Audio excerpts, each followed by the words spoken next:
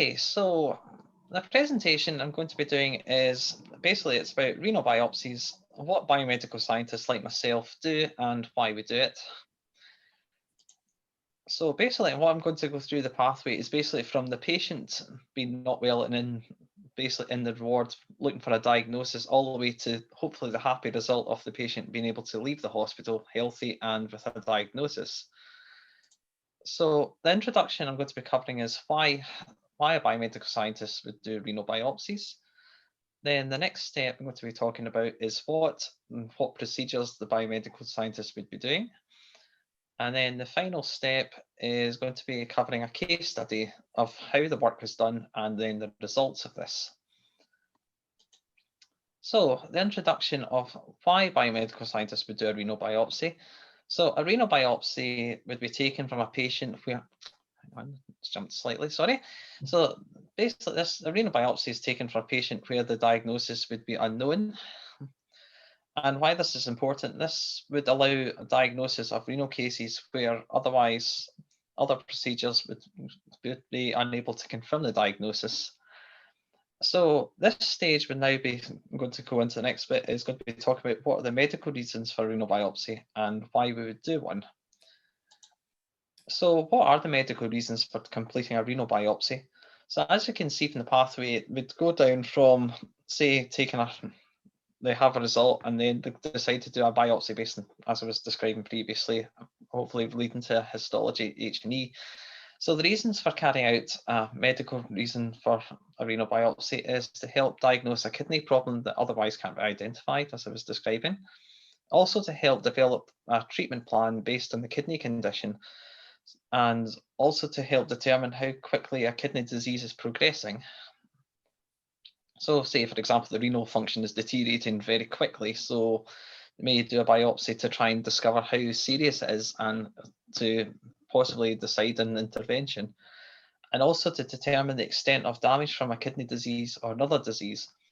For example, it was a couple of years ago, I actually got called down to do a renal biopsy for a patient that had been in a car accident and then they were in ICU and their function was deteriorating rapidly and they were becoming really, really worried because the kidney damage was one area they were not sure how quickly it was deteriorating. So they needed the biopsy done almost as an emergency.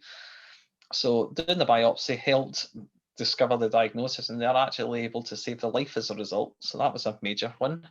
And also to evaluate how well treatment for kidney disease is working. So say they're treating their kidney disease and they want to see if it's working more effectively or not, they can sometimes call for a biopsy. And also to monitor the health of a transplanted kidney, or to find out why, say, a transplant kidney has potentially been not working properly, is it perhaps been rejected. This is quite unusual, but I've been called down a few times for transplant kidney biopsies, so it is useful and they can kind of see whether it's been rejected or there's some treatment they can do to help save the transplant. So how the work is done, it involves several different groups, from the GP of the patient to the renal department, registrars and nurses in the hospitals, laboratory biomedical scientists like myself and renal pathologists as well. So now the procedure and AIDS diagnosis. So a renal biopsy, so how is it done now I'm going to be covering. So what it is, the patient would, after they decide to do a renal biopsy, is then taken to the wards or a radiology department, sometimes if there's complications. And here in the ward, a CT scan is taken of the patient to try and locate where the kidneys are and confirm it's safe. So sometimes they can agree to a renal biopsy, but then they discover while they're doing the CT that there's potentially cysts in the kidney, which would either preclude the surgery and require them to be sent to radiology, as I was describing with the complications. Or say if they were going to normally, they would go for the left kidney because that's the best area to take a biopsy from because it's safest. But sometimes if they discover a cyst in the left side, they would have to use the other kidney instead for taking the biopsy. Here the patient is then prepared for the procedure. So if you look in the top right hand side, you can see the patient is lying on their stomach. And the reason for this is not only have they put in their stomach the patient so they can get better access to the kidney, which is kidneys which are at the back, but also sometimes they'll put like a pillow underneath their stomach and that helps push the kidneys up so you can actually it makes it easier for basically getting the biopsy taken. And also the patient is given a local anesthetic. They're not given a general anesthetic, and the reason for this is basically, unless the patient's unconscious, like I was talking about the ICU case earlier, they would normally be a local, so the patient can report, say they're having pain or if there was any other issues, as they're given a local anesthetic, just so the patient can tell you if they're having pain or any potential bleeding issues can be detected before they actually occur. Now a biopsy gun is then used to take the biopsy. So normally they would use like a specific biopsy gun for taking the biopsy. So like they would take cores. So as you can see in the diagram, there's actually in the bottom right hand side, it's small cores that are taken of the biopsies. And here a microscopic analysis, as you can see in the microscope, would be performed by myself and a microscopic check. So what they would be doing here is to determine that the correct kidney tissue has been taken, and the kidney tissue for the biopsies that we take are specifically looking for cortex, not medulla, and we're normally looking for several glomeruli, which will become more important far later on when I describe this. But basically, I'm looking to make sure there's enough cortex tissue, make sure it's good quality with several glomeruli and quantity that there's enough that can perform separation of the tissue, which I'll again describe later on. And I will confirm whether more passes are taken. So when they go in to take the biopsy, they will take normally a single core at a time. And basically I will determine whether we need to go in for further passes. So normally we'd need at least 2, potentially 3 or 4 cores, depending on the quality of the tissue. After confirmation the procedure has been successful, the biomedical scientist myself will now analyse and then separate the cores, cutting it into at least 3 different pieces for light microscopy, which I'll refer to later on, immunofluorescence, which I'll refer to as IF, and electron microscopy, which is EM, which I'll describe in further detail later on. So what happens now? So now the renal biopsy will be taken up to the laboratory. So as you can see in the top right hand corner, this is how I've separated it into 3 different containers. So the portion I've taken for light microscopy is placed into 10% neutral buffered formalin, and this isn't required for this procedure to fix the tissue, so it can be later preserving the tissue and preventing putrefaction or autolysis of it.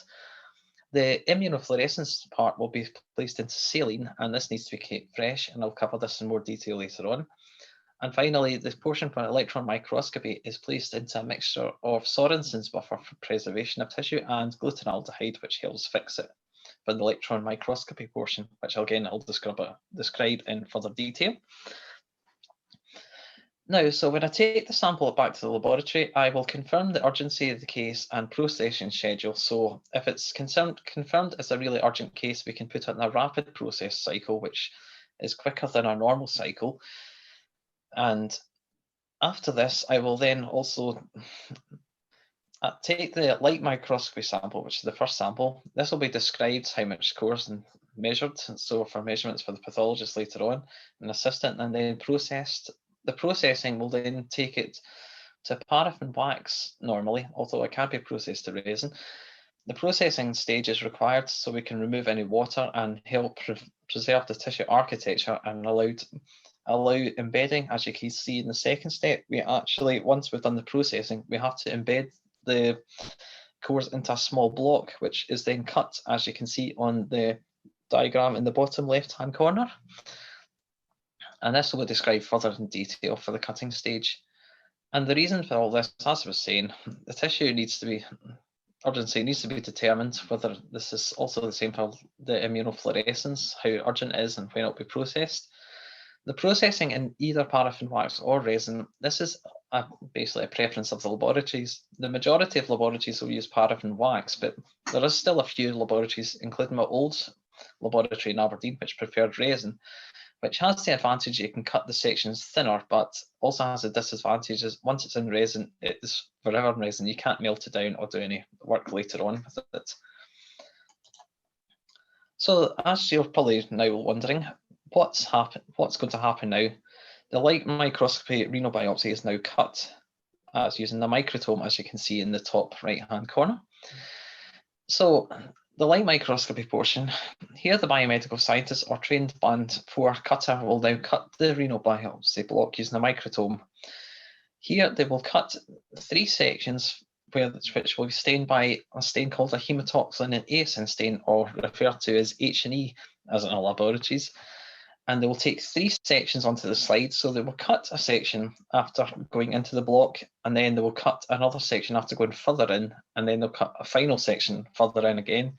And the reason they do this is to make sure that the entire tissue is present for the pathologist to look at. So say when they take the first section, then suddenly the pathologist doesn't see all the tissue they're looking for, then the later sections should show up the whole renal biopsy, so they can see all the cores and all the tissue they're looking for.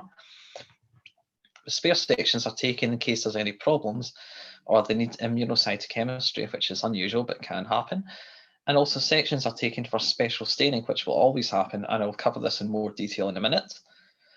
However, the next step is, after we pick off into the slides, this section is now stained for hematoxylin and eosin. The hematoxylin will stain the cell nuclei, and the cytoplasm will stain up by the eosin. And this will give the pathologist an initial slide for diagnosis. And this routine slide is often enough to make an initial diagnosis, but it's not always possible to do this. And sometimes sections for special stains are also required before an official diagnosis can be made.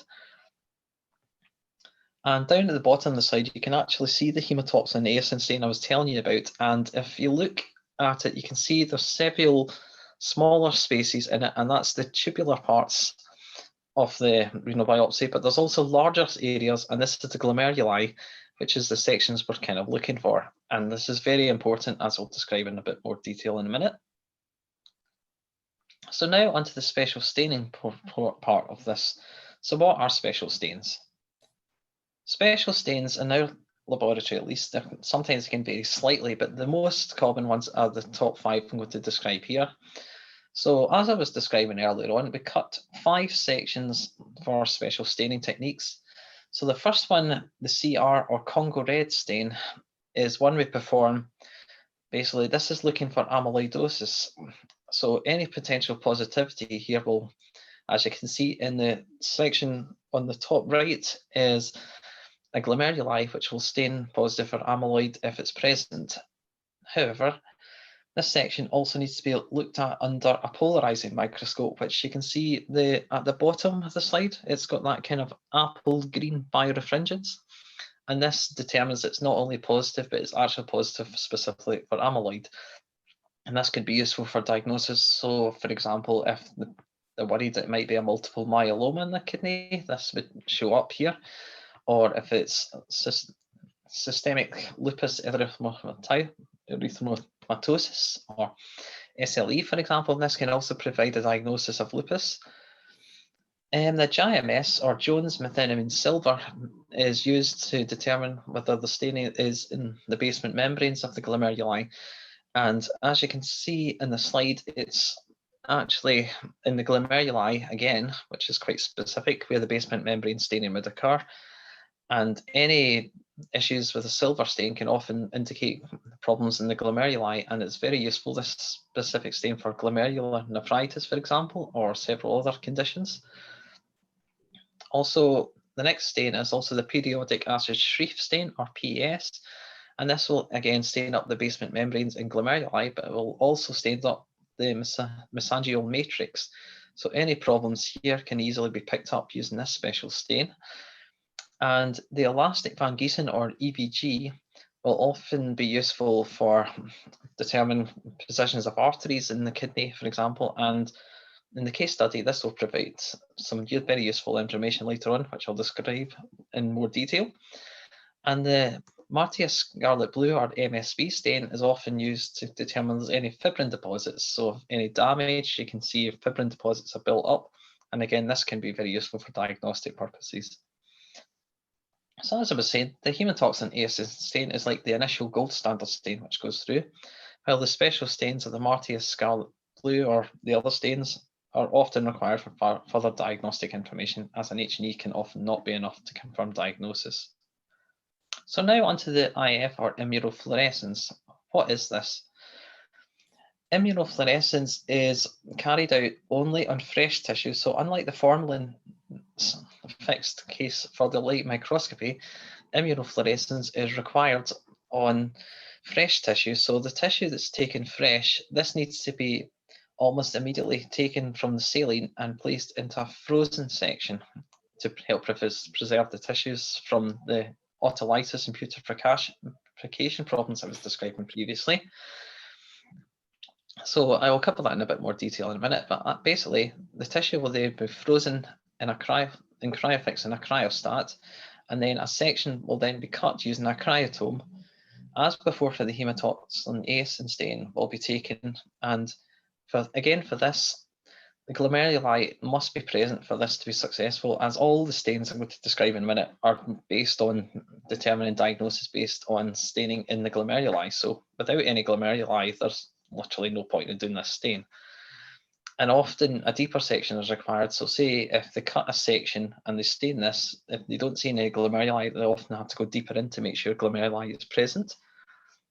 After confirmation the glomeruli is present, sections are then cut for immunofluorescence as shown in the list below. So in the laboratory I work in, we carry out 7 different immunofluorescence stains. So most of them are for specific neuropathies. So IgA, IgG, and IgM all stain up for their specific neuropathies. Well, kappa and lambda stains are light chains and often useful for, say, multiple myelomas. They can also be useful for diagnosing other conditions like membranous neuropathy for kappa staining, and light chain deposition disease has more kappa than lambda in that ratio, whereas the opposite is true, where lupus nephritis and glomerular nephritis will often have more lambda staining than kappa staining. And the C3C would often stain positive in C3 glomerular neuropathy, and CIQ also in C1Q neuropathy as well. So these sections, as I've said, are not fixed in formalin, they're cut frozen. The hematoxylin ACE is the most main stain, and glomerular presence is critical at this step. And the immunofluorescence stains are used for further diagnostic investigation. So now I'm going to cover the third part, so the electron microscopy, and why is this useful for help. So electron microscopy is basically where the biomedical scientists will process the renal to resin. So when it's initially fixed, it's fixed in a mixture of Sorensen buffer to preserve the tissue and glutaraldehyde to help fix it at the same time. The tissue after processing is then placed in a chuck for electron microscopy. So it's processed down from its initial stage in glutaraldehyde all the way down to EM epoxy resin or EPON resin. As you can see in the top right hand corner, there's a very small portions taken here, and also only one glomeruli should be present in the electron microscopy portion, as this is only one area is going to be looked at, because electron microscopy, as you can see from the small scale picture, the microscope for EM is considerably larger. It's almost like normally room sized compared to, say, like the normal microscopes you could see on a day-to-day basis, at least what I do. So the tissue also is cut ultra thin, so they're cut using a diamond knife on a specialized microtome for these as well. And after confirmation that sections are successful for glomeruli, they're cut, and then the electron microscopy is used. So it doesn't require staining, as the images you'll see later on are black and white, so they do not need staining, unlike the previous 2 stains. And they're also cut ultra thin, so you can see inside the glomeruli in a microscope, very, very high power, unlike the other 2. And the sections require complete water removal as a potential of burning up or damaging the tissue if you don't. So that's why they're processed through acetone to remove it all. And again, obviously, without a glomeruli to look into, there's no point in doing this procedure. So it's very important to have a glomeruli. So now I'm going to put it all together, and I'm going to be covering a case study which occurred in our laboratory using all these 3 procedures.